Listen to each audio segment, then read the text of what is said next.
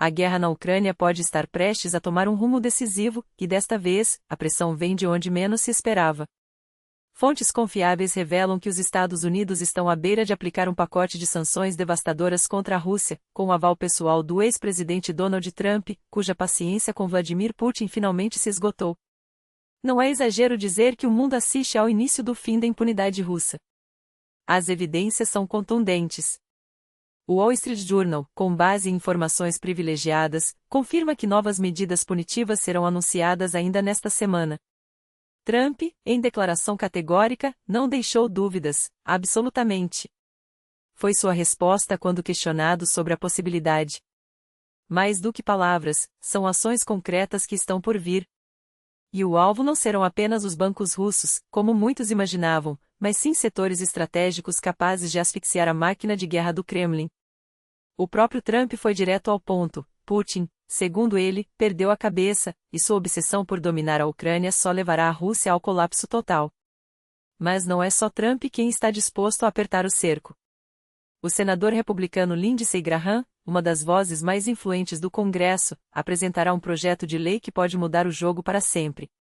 A proposta? Transformar a Rússia em uma ilha comercial, impondo tarifas de 500% sobre qualquer país que ouse comprar petróleo ou gás de Moscou. Quem financia a guerra de Putin deve pagar o preço, advertiu Graham.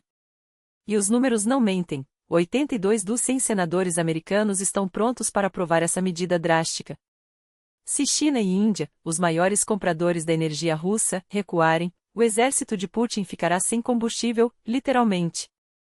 E os efeitos já começam a aparecer. Na madrugada desta quarta-feira, a Rússia reduziu seus ataques à Ucrânia em mais de 80%, de centenas de mísseis e drones para apenas 60 drones, sem vítimas fatais. Uma queda tão abrupta que até os analistas ucranianos se surpreenderam. Parece que teremos uma noite tranquila, anunciaram os canais locais, algo impensável há semanas. O que explica essa mudança radical? Seria o esgotamento dos estoques de armas? Ou o sucesso do recente ataque ucraniano a uma fábrica de drones Shahed na cidade russa de Labuga? Talvez. Mas há quem aponte para algo mais contundente. As declarações de Trump sobre a loucura de Putin podem ter soado como um ultimato que nem mesmo a propaganda russa ousou rebater.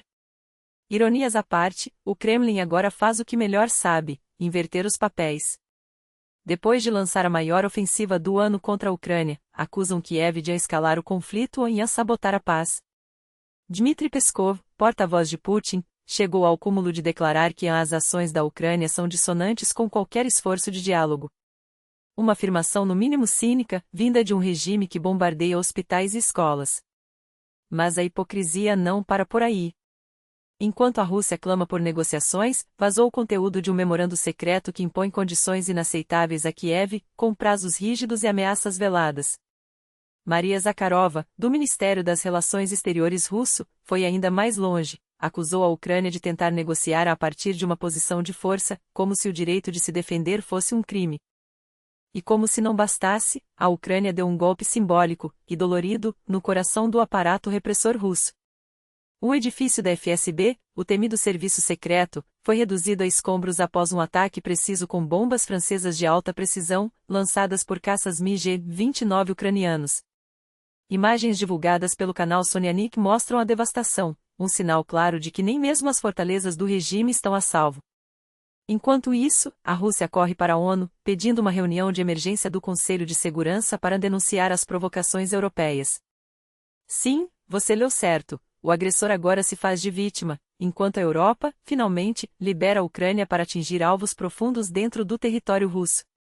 Mas a situação é ainda mais grave do que parece. A coordenação entre Estados Unidos e União Europeia para conter o contrabando de sanções desmoronou. O jornal alemão Süddeutsche Zeitung revelou que não há mais cooperação efetiva, e o G7 perdeu o foco. A China, responsável por 80% das manobras para burlar as restrições, continua negando qualquer envolvimento. Pior, se a administração Trump decidir flexibilizar as relações com Moscou, todo o sistema de sanções pode desabar como um castelo de cartas. Enquanto isso, um dos homens mais poderosos e temidos da Rússia pode estar nos seus últimos dias. Ramzan Kadyrov, o brutal líder da Chechênia e aliado incondicional de Putin, parece ter desistido de negar os boatos sobre sua saúde. Em um vídeo recente, ele não apenas evitou desmentir as informações, como fez um discurso melancólico sobre a morte. Ouço cada vez mais que estou morrendo, que meu tempo está acabando, disse, enquanto sua voz era dublada por outra pessoa, um detalhe que não passou despercebido. Kadirov, que já postava vídeos se exercitando para provar a sua vitalidade, agora admite, doença e morte são o destino de todos. Mas o que ele não diz é que, segundo a Nova Gazeta Europa, médicos diagnosticaram necrose no pâncreas há anos, sem possibilidade de cura. Fontes afirmam que seu estado piorou drasticamente em 2024, e que ele passa noites em uma clínica em Grozny, sob cuidados intensivos. A guerra entra no 4º ano, e os sinais são claros: a Rússia está em apuros. Entre sanções iminentes, derrotas estratégicas, traições internas e a saúde frágil de seus aliados, o regime de Putin nunca esteve tão vulnerável. A pergunta que fica é: até quando o mundo vai assistir sem agir? A resposta pode estar mais próxima do que imaginamos. Até mesmo a tão propagandeada zona tampão na Ucrânia, um dos últimos trunfos de Putin para justificar sua guerra genocida, está ruindo sob o peso da realidade. E o mais irônico? Não são apenas analistas ocidentais que desmascaram essa farsa, mas os próprios fanáticos do mundo russo, aqueles que antes juravam lealdade cega ao Kremlin.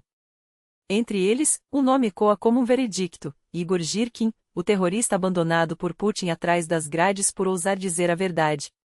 Em uma carta reveladora, divulgada por sua esposa em seu canal no Telegram, o ex-oficial da FSB, conhecido pelo codinome Strelkov, desmonta o plano de Putin com uma precisão cirúrgica.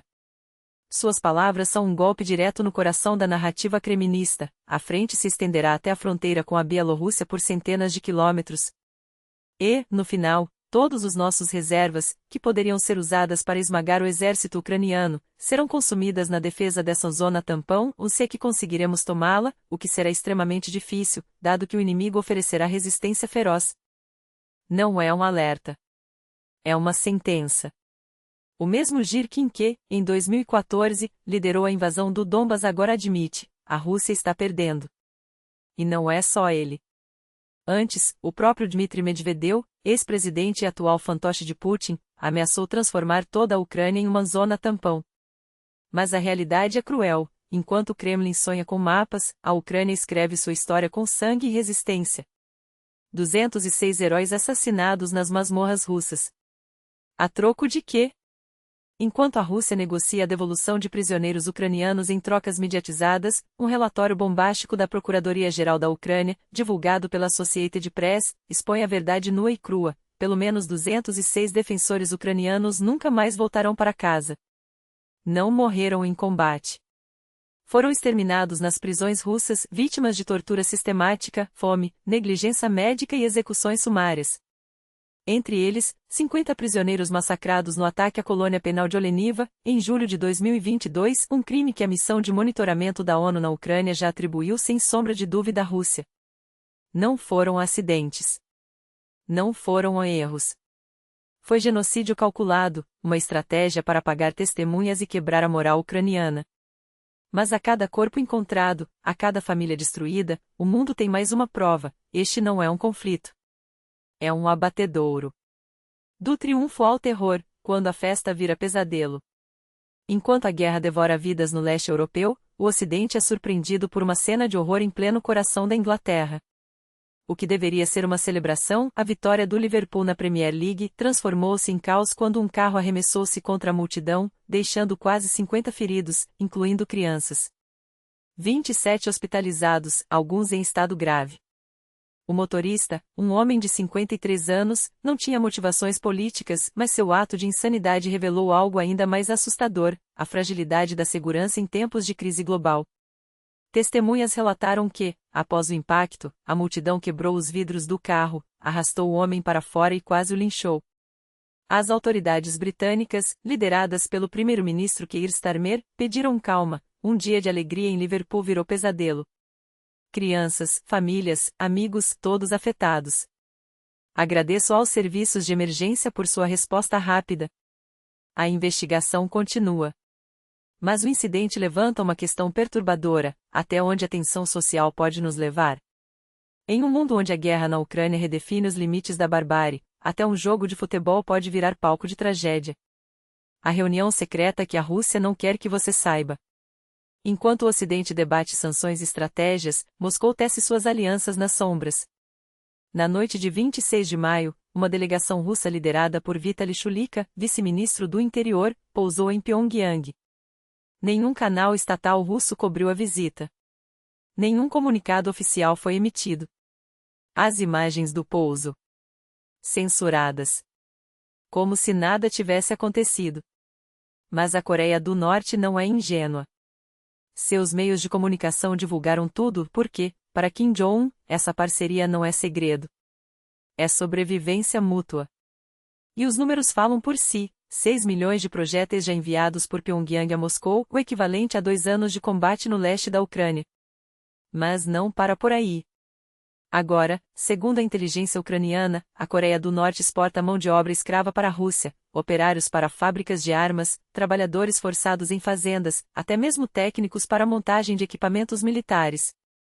Enquanto isso, os Estados Unidos discutem o Golden Dome, um escudo espacial contra mísseis, e a China apoia o discurso norte-coreano de que se trata de um plano para a guerra nuclear no espaço. A pergunta que não quer calar: por que mísseis da Coreia do Norte são anormais, mas os da Alemanha são uma linha vermelha? A resposta é simples: porque Putin não precisa de aliados. Ele precisa de cúmplices.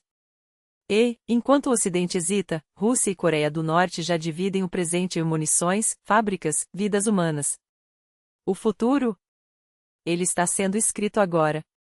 E depende de nós decidir de que lado da história queremos estar. Obrigado por chegar até aqui.